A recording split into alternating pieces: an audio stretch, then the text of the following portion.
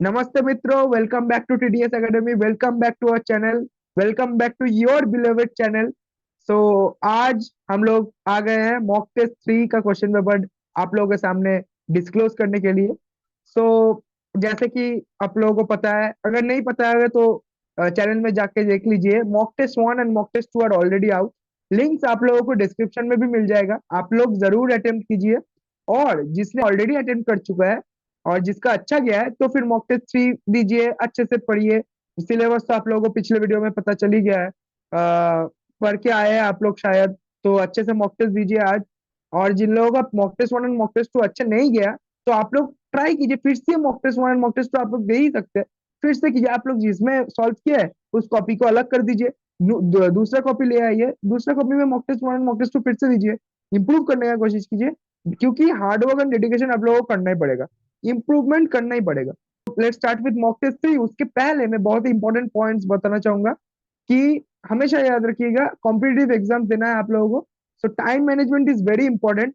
सो time के हिसाब से एकदम हम लोगों का पेपर दीजिए। देखिए, टाइम सेम ही रहेगा, आप लोग अच्छे से एकदम टाइम देख के करिए, एकदम सिली मिस्टेक ना हो।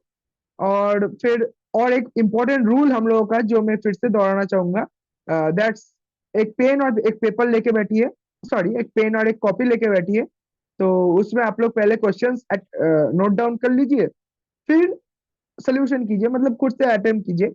अगर कुछ तकलीफ हो तो हिंट्स देखिए, और हिंट्स आप लोग अगर हिंट्स देखेंगे तो जरूर आप लोगों का क्वेश्चन बन जाएगा, ये गारंटी है हम लोगों का। तो चलिए, without any further delay question paper discuss करना शुरू करते हैं। सो पहले ऑफ कोर्स मैं ही करूंगा मैथमेटिक्स का। आप लोग देख ही सकते हैं, हम लोगों का मॉक टेस्ट 3 है। टाइम 90 मिनट्स है और फुल मार्क्स 180 मार्क्स है। तो चलिए शुरू करते हैं मैथमेटिक्स से, by me Devarjun Chatterjee. Question number 1 on your screen. So in this question you have to first find AB's equation. And अगर आप लोग डायग्राम ड्रॉ करेंगे, मतलब क्या क्या लाइंस कैसे पास कर रहे हैं, तो आप लोग देख सकेंगे कि I B and P are collinear. यही मेरा हिंट रहेगा। I B and P are collinear से ही आप लोगों का क्वेश्चन सॉल्व हो जाएगा। तो प्रॉब्लम 2 पे जाते हैं। प्रॉब्लम 2 में जो भी आप लोगों को लाइंस मिलेगा, डिटरमिनेंट यूज कीजिए, मतलब जो एक्स वाई एंड कांस्टेंट के कोएफिशिएंट्स आएगा उसका डिटरमिनेंट निकालिए, इक्वल्स टू 0 कर दीजिए, तो आप लोगों का क्वेश्चन बन जाएगा। Let's move on to problem number 3। और एक और बात आप लोग देख सकते हैं, एमएमसीक्यू लिखा हुआ है, एसएमसीक्यू बाकी सब एसएमसीक्यू है, और एमएमसीक्यू लिखा हुआ है। प्रॉब्लम नंबर 3 में आप लोग अगर डायग्राम ड्रॉ करेंगे, मतलब ट्रायंगल को ड्रॉ करके फिर कैसे, मतलब पैरेलल जा रहा है, आप लोग अगर वो थोड़ा डायग्राम, मतलब देखिए मैं एक बात बोलना चाहूंगा, स्ट्रेट लाइंस में आप लोगों को अगर क्वेश्चंस अच्छे से करना है तो आप लोगों को डायग्राम ड्रॉ करना पड़ेगा ही पड़ेगा। वो अगर आप लोग ड्रॉ करेंगे तो आप लोगों के लिए बहुत स्मूथ हो जाएगा सॉल्व करना। इसमें भी अगर आप लोग डायग्राम ड्रॉ करेंगे तो आप लोगों को दिख जाएगा कि कैसे आंसर आएगा, मतलब क्या क्या करना पड़ेगा। तो चलिए, let's move on to question number 4। Question number 4 में आप लोगों को पहले पॉइंट ऑफ इंटरसेक्शन निकालना है, मतलब जो लाइन दो दिया है उसके बाद आप लोग जो बोला है ना, डिस्टेंस बिटवीन देम, ये 2√2 से लेस है, उसको यूज कीजिए तो आप लोगों का आंसर निकल जाएगा। प्रॉब्लम नंबर 5 पे जाते हैं। Very beautiful question, assertion and reasoning का है। जेई का बहुत ही फेवरेट है, मतलब असर्शन एंड रीजनिंग तो बहुत ही आता है जेई में। सो इस क्वेश्चन में पहले आप लोग क्या कीजिए, -2h = a+b जो है उसको आप लोग इक्वेशन में पुट कीजिए, मतलब पुट करके देखिए क्या क्या आता है, उसको यूज करके आप लोगों को क्वेश्चन सॉल्व करना पड़ेगा। तो चलिए प्रॉब्लम नंबर 6 पे जाते हैं। प्रॉब्लम नंबर 6 पे आप लोगों को ये जो ग्रेडियंट दिया है, मैं बोल दूं ग्रेडियंट मतलब ही स्लोप है। तो फिर स्लोप से क्या क्या करना है, मतलब एक एम है तो एक 2m होगा, दिया ही हुआ है, तो आप लोग कर ही सकते हैं because slope is given. So let's move on to question number 7। Question number 7 में जो इक्वेशन है कॉम्बाइंड इक्वेशन, उसको आप लोग पहले अलग कीजिए, मतलब x² - y² = 0 और बाकी जो 2x + 3y - 6 वो =0 कीजिए। फिर जो गिवन पॉइंट्स है उसको इक्वेशन में आप लोग पुट कीजिए। वैसे करके आप लोगों का जो रिक्वायर्ड है, मतलब एमएमसीक्यू है, दो आप लोग का आई और जे का दोनों का ही देखना पड़ेगा क्या क्या हो रहा है, तो आप लोगों को अकॉर्डिंगली देख के करना पड़ेगा। So let's move on to problem number 8। इसके लिए मैं फिर से बोलना चाहूंगा जो मैंने कुछ मिनट पहले ही बोला, कि diagrams are very important for straight line chapter. इसके लिए भी अगर आप लोग डायग्राम ड्रॉ कर लेते हैं तो बहुत ही स्मूथ होगा क्वेश्चन आप लोगों के लिए। और फिर डायग्राम अगर ड्रॉ कर लेंगे तो A B and C D का आप लोगों को इक्वेशन निकालना पड़ेगा। उसके बाद मतलब डी मतलब जो perpendicular bisector of A B होगा वही डी अगर आप लोग पकड़ लेंगे तो ए बी और सी डी का इक्वेशन निकालना पड़ेगा। एडी ऑफ ट्रायंगल तो बहुत ही आसान है, जो फॉर्मूला है आप लोगों को रटना पड़ेगा। चलिए प्रॉब्लम नंबर 9 पे जाते हैं। यहाँ पर जो है, यहाँ पर भी मैं फिर से दोहराना चाहूंगा कि आप लोगों को डायग्राम ड्रॉ करना पड़ेगा। तो ये क्वेश्चन बहुत ही इजीली हो जाएगा।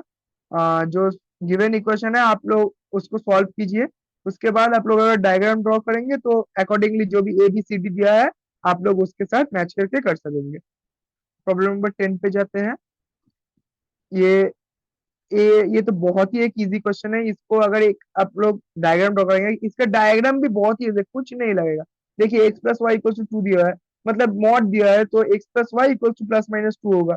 उसके हिसाब से अगर एक लाइन आप मतलब एक अगर लाइन आप लोग ड्रॉ करते हैं तो नेगेटिव एक्सिस में उसका जस्ट ऑपोजिट आप लोग पैरेलल ड्रॉ कर देंगे तो आप लोग का दो लाइन बन जाएगा। ये तो बहुत ही आसान है। और उसके बाद ये और ये तो बहुत ही आसान है फाइंड करना। ये प्रोबेबली द इजीएस्ट क्वेश्चन है। Problem number 11। यहाँ पे आप लोगों को लोकस ऑफ पी पूछा है। तो यहाँ पे देखिए parallel to Y axis and X axis आप लोगों को जो बोला है point A B cuts the axis at A and B respectively. So आप लोगों को पहले वो इक्वेशन लिखना पड़ेगा। मतलब जनरल क्या होता है, अगर एक्सेस को कट करेंगे पैरेलल टू दिस एक्सेस तो वो आप लोगों को लिखना पड़ेगा। फिर ए और बी मतलब जो पॉइंट है स्मॉल ए एंड बी उसको आप लोग अगर पुट कर देंगे तो आप लोगों का लोकस मिल जाएगा। Let's move on to problem number 12।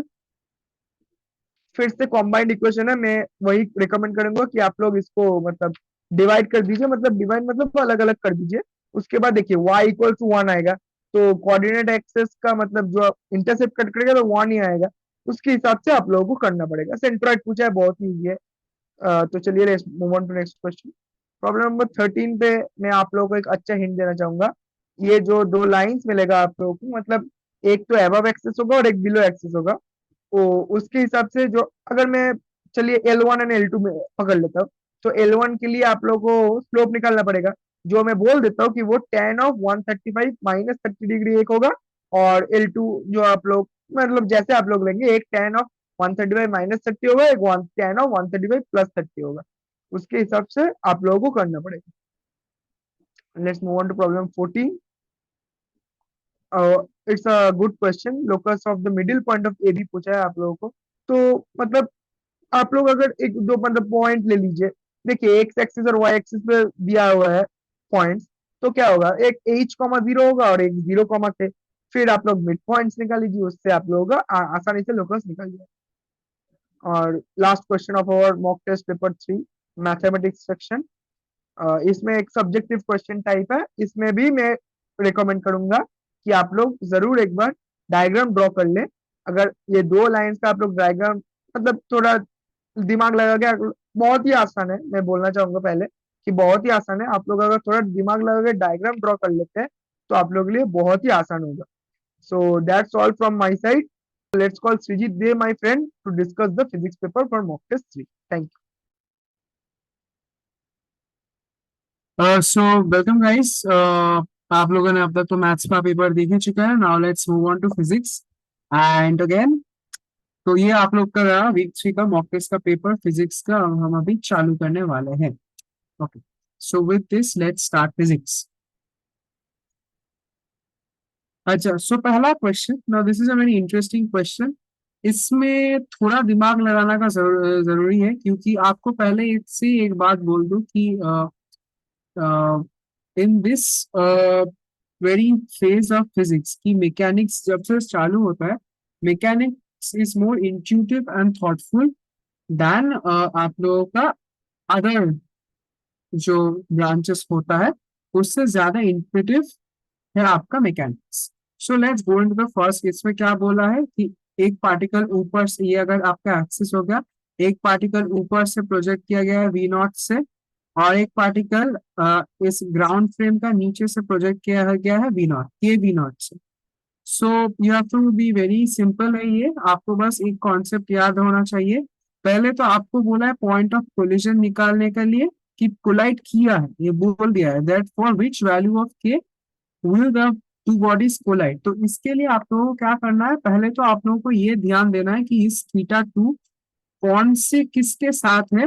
और ये क्योंकि देखिए यहाँ पे थीटा वन हॉरिजॉन्टल के साथ है और यहाँ पे थीटा टू आपका वर्टिकल के साथ।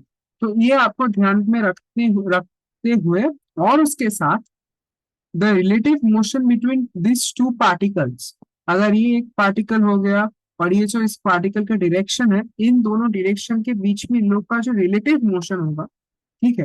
रिलेटिव मोशन का तो कॉन्सेप्ट पता है कि अगर v12 हो गया v1 vector minus v2 vector, difference between both velocity, दोनों कंपोनेंट का velocity, so that is important for you all to understand. अगर ये हो गया तो आपका k का वैल्यू निकल गया। ओके, विद दैट ये आपका पहला क्वेश्चन हो गया and then we move on to the second question. Okay, ये हो गया आपका पूरा एक स्टेटमेंट्स और वो ये हो गया आपका रिलेटिव वेलोसिटी के ऊपर।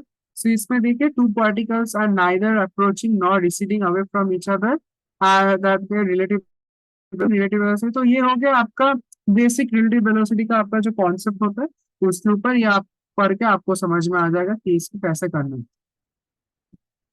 Okay, this is a very good question. So this question is it's actually not difficult, but आपको थोड़ा समझना होगा। What do you need to understand? कि देखिए एक रॉकेट बिल्ड किया गया है और इसको बोला गया है कि देखिए पहले आपको चीज को देखना है कि आपको पूछा क्या है, आपको पूछा है V Y at time T, ठीक है। ऑप्शंस में भी आप देख रहे हैं कि वी वाई दिया हुआ है। तो आप पहले अच्छा होगा कि आप एक डायग्राम ड्रॉ कर ले। ये अगर आपका एक एक्सिस हो गया आपका, ठीक है, ये आपका एक्सिस हो गया। इसमें आप पहले एक डायग्राम ड्रॉ कर लीजिए कि जब रॉकेट को भेजा गया ऊपर में, ये हो गया आपका वी वाई। अच्छा, अब इसमें आप एक चीज पता है कि इसको रॉकेट किया गया है, बोला गया है, तो इसमें पहले एक फ्यूल होगा, उसके बाद फ्यूल एग्जॉस्ट कर जाएगा। इसलिए देखिए इसको आपको क्या बोला गया है कि ये show acceleration due to gravity, ये बस नहीं काम करेगा क्योंकि there will be an upthrust that will be provided due to the fuel, और नीचे आपका जी काम करेगा। उसके वजह से at that time your acceleration is given by this function. और टीबी क्या बोला है, बोला गया है the time at which fuel burns out. और जनरली आपको तब पता हो जाएगा कि जब इसका बर्न हो जाएगा then only the ground motion will work, so that is your only minus G will work. एक चीज फिर से ध्यान दीजिएगा कि यहाँ पे कितना साइन दिया हुआ है, it's already given minus G that it's working downwards. और आपका मोशन का जो साइन कन्वेंशन लेंगे वो आप पॉजिटिव डायरेक्शन ऊपर के लिए लेंगे, सो दैट्स ऑलरेडी गिवन। तो अब इसके बाद आपको बस एक्सेलरेशन को कोरिलेट करना होगा और आपको टीबी भी दिया हुआ है। आपको बस यूज करते हुए सिंपल फॉर्मूला लगाते हुए कि S is equal to U T plus half G T square, आपको ये समझा, आपको वेलोसिटी चाहिए तो वी वाई हो गया आपका यू प्लस ए टी हो गया। फिर ऐसे एक तो नॉर्मल टाइम का आपको एक क्या बोला है, एनी इंटरवल टाइम टी के लिए बोला है गया कि 0 से टीबी तक आपका जो होगा उसके लिए आपका वेलोसिटी पूछा गया। This is again a very, if you keep this in mind, this is a simple question again. Let's go to the next question. तो गाइस अगर आप क्वेश्चन देखें, a stone is drop from the top, तो आप तो question पर समझ गए। एन सेकेंड्स बाद क्या बोल गया कि और एक स्टोन ड्रॉप किया गया है विद अ वेलोसिटी यू, इसमें दे गया, इसमें क्या बोला है, इसमें मतलब आपकी इनिशियल वेलोसिटी 0 है। तो अगर ये सब सियाम है, अब क्या बोल रहा है, the second stone overtakes the first. तो कौन सा टाइम और डिस्टेंस के बाद ये जो आपका सेकेंड स्टोन है वो इसको ओवरटेक कर लेगा। तो सिंपल आपको सब डेटा दिया हुआ है, आपको बस इक्वेशन फॉर्म करके उसको सॉल्व करना है। Thank you. तो इससे आपको ये वाला क्वेश्चन हो गया। Now move on to the next question. ये भी बहुत सिंपल क्वेश्चन है, इसमें आपको डिस्टेंस वर्सेस टाइम का ग्राफ दिया गया है, आपको वेलोसिटी वर्सेस टाइम का ग्राफ ढूंढना है। मैं फिर से बोलूंगा कि what is important is that आपको पॉइंट वाइज एनालिसिस करना होगा, और आपको तो फॉर्मूला पता ही है कि आपका v हो जाता है ds बाई डी टी, यानी कि ये जो s वर्सेस t का ग्राफ है इसी का आपको स्लोप निकालना है बस। फिर पॉइंट एनालिसिस करेंगे तो आपका आंसर निकल जाएगा। When we come to the question, इतना बड़ा लिखा हुआ है, आप डर बर जाएंगे तो कुछ नहीं, बस आपको यहाँ पे u दिया गया है, आपको इंक्लिनेशन दिया गया है, और जो इम्पोर्टेंट बात है कि ये जो एक्सेलरेशन है ये दिया गया है आपका वाई और एक्सिस ऐसे टिल्टेड। तो आपको पता होना चाहिए कि जब इंक्लाइन से कुछ प्रोजेक्टाइल प्रोजेक्ट किया जाता है तो इसका जो जी का कंपोनेंट टूटता है, तो इसको एक नीचे आपका जी कॉस थीटा टूटेगा, और अगर इस साइड पे आपका जी साइन थीटा टूटेगा। ठीक है, ये आपका टूटता है। एक सेकंड, हाँ, कर देते हैं हम। आपका इस साइड पे आपका जी साइन थीटा आएगा। ठीक है, और इस साइड पे आपका जी कॉस थीटा आएगा। बट एक चीज आपको ध्यान में देना है, ये इसमें जो एक्सेलरेशन भी है तो इसका भी आपका कंपोनेंट्स टूटेगा, और टूटने के बाद आपका जो नेट एक्सेलरेशन आएगा इसका भी एक कॉस और साइन कंपोनेंट आएगा regarding with the direction and the angle. और उसके बाद आप लगा लीजिए, और उसके बाद आपको इक्वेशंस पता है कि इंक्लाइन से थ्रो करने के से क्या होता है, फिर आप लगा लेंगे तो आपका आ जाएगा। Okay, now moving on to the next question. अच्छा, ये एक एमएमसीक्यू है, ये थोड़ा कॉन्सेप्चुअल है पर कुछ ज्यादा टफ नहीं है। इसमें आपको विड्थ ऑफ द रिवर दिया गया है, वेलोसिटी ऑफ द मैन दिया गया है, फिर आपको पता है ऐसे होता है आपका विंड उसका डायरेक्शन, फिर आपको पता है कि जब आप मूव कर रहे हैं तो आप एक एंगल से रोटेट कर जाता है, रोटेट मतलब डिस्प्लेस करना, रोटेट डिस्प्लेस कर जाता है।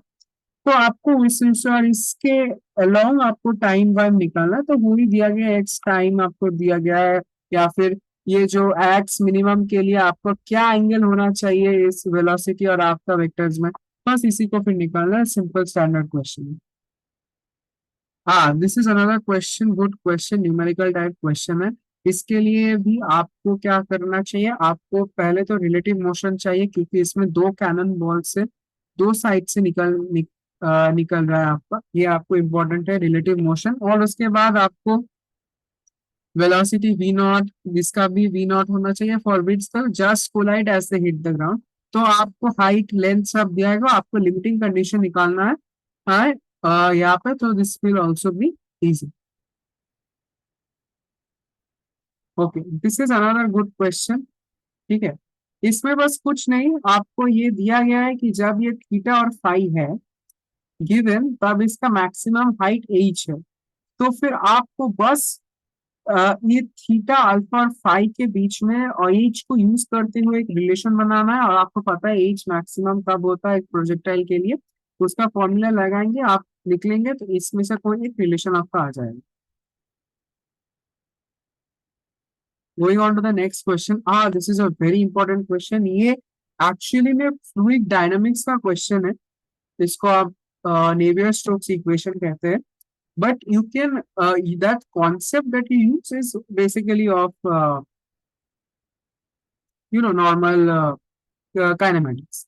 तो इसके लिए आपको हम अगर ड्रॉ कर दे तो एक लार्ज वेसल है जिसमें एक ऑयल है, और इसके एक रेजिस्टिव फोर्स आ रहा है, और एक क्या release from rest in a large vessel, यानी कि ये जो है आपका वेसल हो गया, इसमें आपका ऑयल हो गया, और ये जो बॉल है, ये बॉल गिर रहा है आपका, ये नीचे हो गया आपका mg। ठीक है, और ऊपर में आपका क्या आ रहा है, माइनस के बी आ रहा है। ठीक है, इसमें आपका माइनस के बी आ रहा है।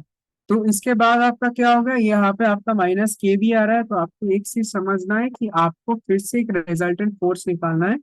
यहाँ पे सिंस ये बोल रहा है कि वेरीज विद टाइम, तो आपको इससे रिजल्टेंट एक्सेलरेशन निकाल के, और यहाँ पे वेरिएबल एक्सेलरेशन होगा, ये आपको ध्यान में देना चाहिए, क्योंकि this is directly proportional to the force. तो आप डायरेक्ट इक्वेशन नहीं यूज कर पाएंगे, आपको DS equal V equal to D S D T use करना है। उसके बाद आपको D A equal to A equal to DV D T use करना है, उससे इंटीग्रेशन करके आपको रिलेशन निकालनी है।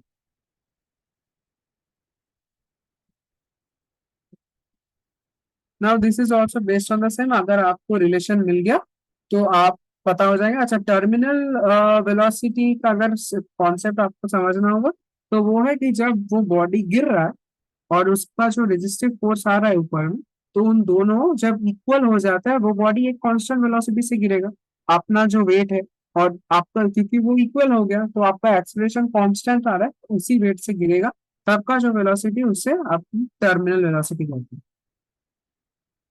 ये आपका लास्ट क्वेश्चन है, मतलब इससे एक पैराग्राफ है, इसी के बेस 4 क्वेश्चन है। हम फिर से बोल रहे हैं, ये भी इतना टफ नहीं है, क्योंकि आप ऑलरेडी एक creative motion between two projectiles देखा गया है। इसको आप इसको देखिए, ये एग्जैक्टली प्रोजेक्टाइल तो नहीं है, ये एक परपेंडिकुलरली इसको थ्रो किया जा रहा है, इसको भी परपेंडिकुलरली ही थ्रो किया जा रहा है। आई थिंक सो इसमें आरो थोड़ा गलत हो गया, ये ऊपर जाए, ठीक है। इसको भी परपेंड देखिए, ओ है ओ भी, ये हो गया। A particle is projected from P, इसका भी वेलोसिटी दिया हुआ है along a direction and in particle OB at Q, ठीक है। ओ अच्छा, नहीं इसमें क्वेश्चन सही है, इसमें और एक नहीं, बस इसी को हिट किया है। तो आप इसका एंगल दिया है, इसका वेलोसिटी दिया हुआ है, इसको 90 डिग्री भी दिया हुआ है, इसको मतलब इस प्लेन के रिस्पेक्ट में इसको परपेंडिकुलर थ्रो किया गया है। तो आप इससे आप इक्वेशन बना के, आपको एज सब हाइट वाइट दिया गया है, आपको इक्वेशन बना के आपको ये जो इसके बाद जो 1, 2, 3 और 4 जो है, आपको सब दिया गया है, वेलोसिटी दिया है, आपको इसी को यूज करके इक्वेशन बना के इन सब वैल्यूज को निकालेंगे और सिंक्रोनाइजली इसको सॉल्व कीजिए, because the answers are the questions are interlink. क्योंकि आप जब भी प्रीवियस क्वेश्चन का आंसर निकाल पाएंगे, you will get the answer for the next question. And with that guys, आप लोगों का फिजिक्स का पेपर एंड होता है। The questions are of standard, जो मैंने ट्राई किया हो सेट करने के लिए। And now guys, you all will have Tamohar coming up to discuss the chemistry paper. And with that, I would like to end my session with you of physics. And thank you guys. Keep supporting us. Next week हम फिर से आएंगे with some standard questions as well. Thank you. तो guys, तो आपने maths और physics का paper देख लिया अब तक, और अब बारी है केमिस्ट्री का। तो चलिए देखते हैं केमिस्ट्री में क्या क्या क्वेश्चन है आज के लिए। तो आज का पहला क्वेश्चन, तो ये क्वेश्चन में क्या बोल रहा है कि which of the following is having diamagnetic property. तो क्वेश्चन जब डायमैग्नेटिक प्रॉपर्टी का होगा या बॉन्ड ऑर्डर पूछेगा, तो ये सब क्वेश्चंस के लिए हम लोग यूज करेंगे वीएसईपीआर थ्योरी। तो अगर आप वीएसईपीआर थ्योरी से सबका डायमैग्नेटिक प्रॉपर्टी निकाल लेंगे, तो आप लोगों को पता चल जाएगा, मतलब आप लोगों को अगर डायमैग्नेटिक या पैरामैग्नेटिक है, ये आपको पता चल जाएगा। नेक्स्ट क्वेश्चन, तो ये क्वेश्चन में पूछ रहा है कि which of the following pairs are having different bond order. फिर से वीएसईपीआर लगाना पड़ेगा। वीएसईपीआर से आप लोग देख लो कि कौन सा पेयर में आप लोगों का सेम बॉन्ड ऑर्डर आ रहा है, तो उससे आप लोगों को निकल जाएगा। अच्छा, नेक्स्ट क्वेश्चन है pair of species having identical shape. अच्छा, जब शेप का क्वेश्चन आएगा, तब शेप के लिए हम लोग ऑलवेज यूज करते हैं वीबीटी। तो अगर आप वीबीटी यूज करेंगे, तो आप लोगों को शेप का पता चल जाएगा। तो आप लोग देखिए कि कौन सा दोनों का, मतलब कौन सा दो मॉलिक्यूल्स जिसका शेप सेम है, तो उससे आप लोग का आंसर हो जाएगा। अच्छा, तो ये क्वेश्चन में हम लोग को पूछा है कि maximum number of 90 degree angles between bond pair of electrons. तो बॉन्ड पेयर ऑफ इलेक्ट्रॉन्स में 90 डिग्री एंगल, मतलब इनडायरेक्टली पूछा है कि जो डीएस मतलब हाइब्रिडाइजेशन में जो ऑर्बिटल्स इन्वॉल्व है, तो वो ऑर्बिटल्स के बीच में किसका किसका 90 डिग्री एंगल है, क्योंकि बॉन्ड ऑर्डर के इलेक्ट्रॉन्स तो वही ऑर्बिटल में जाएगा ना। तो आप लोगों को हर स्ट्रक्चर पता होना चाहिए हर हाइब्रिडाइजेशन में। अगर आपको स्ट्रक्चर पता है, तो आप लोगों को ये भी पता चल जाएगा कि किसमें कितना 90 डिग्री एंगल है, जिसमें मैक्सिमम होगा वही आंसर होगा। अच्छा, तो देखते हैं क्वेश्चन नंबर 5 क्या है। ओके, तो पूछा है कि melting point of AlF3 is 104 degree Celsius and that of SiF4 is -77 degree Celsius. क्यों? तो ये सब क्वेश्चंस के लिए हमेशा याद रखना कि मेल्टिंग पॉइंट का क्वेश्चन हो या कोई बॉइलिंग पॉइंट का क्वेश्चन हो, ऐसा सब कुछ क्वेश्चंस के लिए हम लोग फजान रूल यूज करते हैं। तो आपको फजान रूल का जो 2 पॉइंट है, जो रूल है, वो अच्छे से आना होगा। तो वो दो अगर आपको याद है, फजान रूल आपको अच्छे से आता है, तो ये क्वेश्चन हो जाएगा। तो नेक्स्ट क्वेश्चन है, concentrated hydrochloric acid when kept in open air sometimes produces a cloud of white fumes. The explanation for it is। तो ये सब क्वेश्चंस आपको बेसिकली थियोरिटिकल है, तो थ्योरी अच्छे से कीजिए तो ये क्वेश्चंस हो जाएगा। सो नेक्स्ट क्वेश्चन 7 बोल रहा है कि which of the following arrangement the sequence is not strictly, या ये अच्छे से याद रखिए, इधर बोला है कि नॉट स्ट्रिक्टली है। बच्चे हमेशा ये गलती कर लेते हैं, देखते नहीं है नॉट वर्ड, ये बहुत इंपॉर्टेंट है। Is not strictly according to the property written against it. तो इधर में आप लोगों को मिलेगा 3 करेक्ट आंसर है और एक रॉन्ग आंसर है। अच्छा, ये बेसिकली आपको ट्रेंड का क्वेश्चन है कि जब increasing oxidizing power, acid strength, basic strength या आयनाइजेशन एंथैल्पी, ये सब मतलब कैसे इंक्रीज होता है लेफ्ट टू राइट, डाउन मतलब top to bottom in a periodic table, ये कैसे इंक्रीज होता है, ये अगर आपको ट्रेंड पता है तो ये सब क्वेश्चंस हो जाएगा। Okay, next question. हाँ, तो ये क्वेश्चन में the nodal plane in the pi bond of ethene is located in, तो इसके लिए आप लोगों को इथीन का स्ट्रक्चर ड्रॉ कर लीजिए, पहले ड्रॉ कर लीजिए। उसके बाद आपको ये पता होना चाहिए कि कौन सा ऑर्बिटल ये इथीन का स्ट्रक्चर के लिए रिस्पॉन्सिबल है, मतलब कौन सा ऑर्बिटल टेक पार्ट कर रहा है। ठीक है, तो आपको अगर ये पता चलेगा कि ये पी वाई है, पी एक्स है, पी जेड है, या D X square minus Y square है, डी जेड स्क्वायर, जो है, तो कौन सा यूज हो रहा है पाई बॉन्ड के लिए, ये अगर आपको पता है तो आप लोगों को पता चल जाएगा कि ये कौन सा प्लेन में, मतलब कहाँ पर ये लोकेटेड है पाई बॉन्ड का, इथीन का, मतलब पाई बॉन्ड इथीन का। Okay, so in this question, they have asked कि identify the least stable ion amongst the following. So in this type of questions हम लोग क्या करते हैं, पहले हम लोग सबका कॉन्फ़िगरेशन लिख लेंगे, इलेक्ट्रॉनिक कॉन्फ़िगरेशन लिख लेंगे, फिर स्टेबिलिटी देख लेंगे, इससे आपको पता चल जाएगा। तो नेक्स्ट क्वेश्चन में जाते हैं। ओके, तो ये फिर से एक एमएमसीक्यू है। तो पूछा है कि according to molecular orbital theory true statement कौन सा होगा। तो आप लोग एमओटी से पहले देख लीजिए सब जो हम लोग को ऑप्शंस दिया गया है, वो ऑप्शंस के हिसाब से आप कैलकुलेट कर लीजिए एमओटी से, और उसके बाद आप लोग को दिख जाएगा कि कौन सा करेक्ट आंसर है। अच्छा, नेक्स्ट क्वेश्चन है एजर्शन रीजन में। ये बहुत अच्छा क्वेश्चन है। अच्छा क्वेश्चन इसलिए क्योंकि ये सब क्वेश्चंस आप लोगों को थ्योरी रिवीजन में बहुत हेल्प करेगा। हम लोग क्या करते हैं, हम लोग का टेंडेंसी रहता है कि थ्योरी स्किप कर जाते हैं, लेकिन थ्योरी से ज्यादा क्वेश्चंस आ जाते हैं जो कि एजर्शन रीजनिंग में हम लोग को बहुत हेल्प करते हैं। तो थ्योरी अच्छे से पढ़िए। सो देखिए कि जो क्वेश्चन है, बोला है कि the electronic structure of ozone, तो ओजोन का स्ट्रक्चर कौन क्या होता है, और वो जो दूसरा स्ट्रक्चर है कि बोला है कि ये वाला स्ट्रक्चर क्यों नहीं होगा। तो आप लोग अगर ओजोन का स्ट्रक्चर पता है और जो रीजन है वो आप मैच कर लीजिए कि वो करेक्ट है या नहीं, उससे आपको क्वेश्चन हो जाएगा। सो इन दिस क्वेश्चन हम लोग को ऑर्बिटल का ओवरलैप मैच करना पड़ेगा। तो ये जो लिस्ट वन लिस्ट टू है, लिस्ट वन बेसिकली स्ट्रक्चर्स दिया है और लिस्ट टू बेसिकली इधर दिया है कि कौन सा ऑर्बिटल है। तो आपको अगर पता है कि कौन सा पी ऑर्बिटल है, कौन सा डी है, कौन सा पाई मतलब पी डी पाई होता है, कौन सा पी डी सिग्मा होता है, एंटी बॉन्डिंग में जाता है, बॉन्डिंग में जाता है, ये अगर आपको स्ट्रक्चर्स पता है कि कौन सा कब यूज होता है, तो आपको ये मैच द कॉलम बहुत इजी लगेगा। अगेन एमएमसीक्यू पूछा है कि for a diatomic molecule, the correct statement or statements about the molecular orbitals formed by the overlap of two pz orbitals.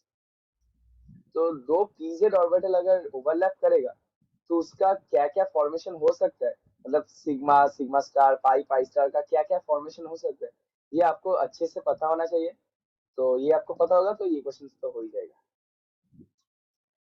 Okay, so next question. Okay, this is a numerical question. So numerical question में पूछा है कि sum of the number of lone pairs of electrons on each central atom. तो पहले आप लोग को lone pair calculate करना पड़ेगा। लोन पेयर आप कैलकुलेट कीजिए VSEPR थ्योरी से।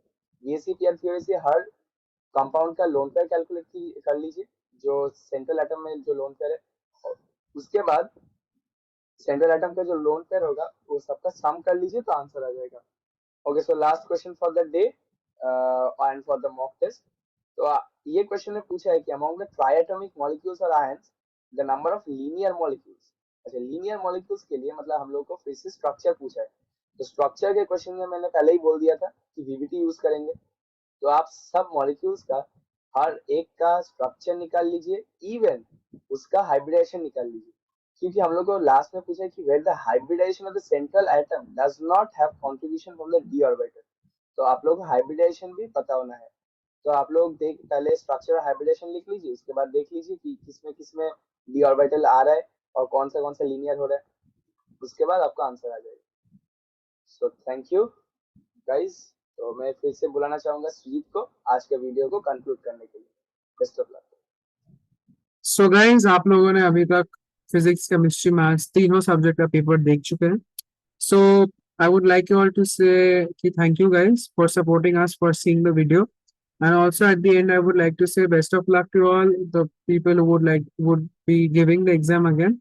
और आप प्लीज जाके ये आप अपने दोस्तों के साथ शेयर कीजिए and please subscribe and keep following us for the upcoming mock test that will be coming. That is from week 4, and soon the answer key for the this exam will be declared by us. Or yes, guys, keep supporting us. Thank you. Hashtag might is right. So with that, we would like to end the third week's mock test. Thank you, guys, once again from the entire TDS team. Thank you.